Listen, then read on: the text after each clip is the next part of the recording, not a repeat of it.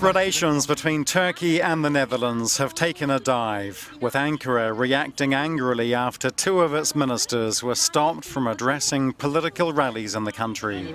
The foreign minister's plane was refused landing rights in Rotterdam, where he was due to address expats about a controversial upcoming referendum on plans to extend the powers of the Turkish president. The Turkish Minister of Families then says she attempted to speak at the consulate, but was escorted across the border to Germany.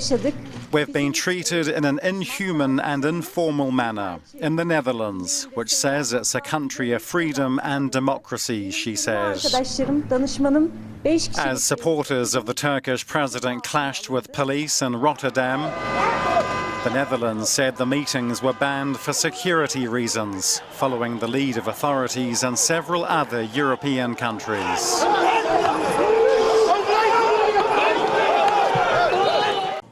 This kind of pro-referendum rally in Istanbul is exactly what the Turkish President Erdogan wants to see happening in European countries where Turks live.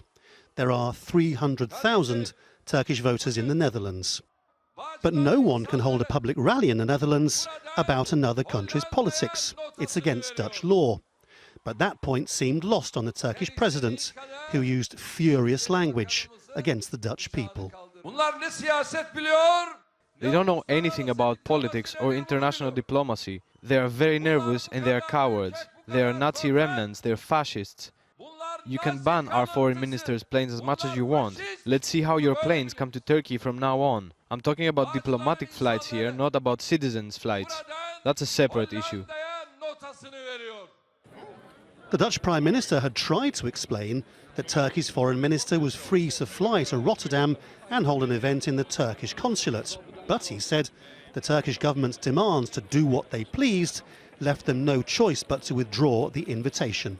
And he was deeply unimpressed with the language of the Turkish president. It's a crazy remark, of course, but I understand they are angry, but this is, of course, way out.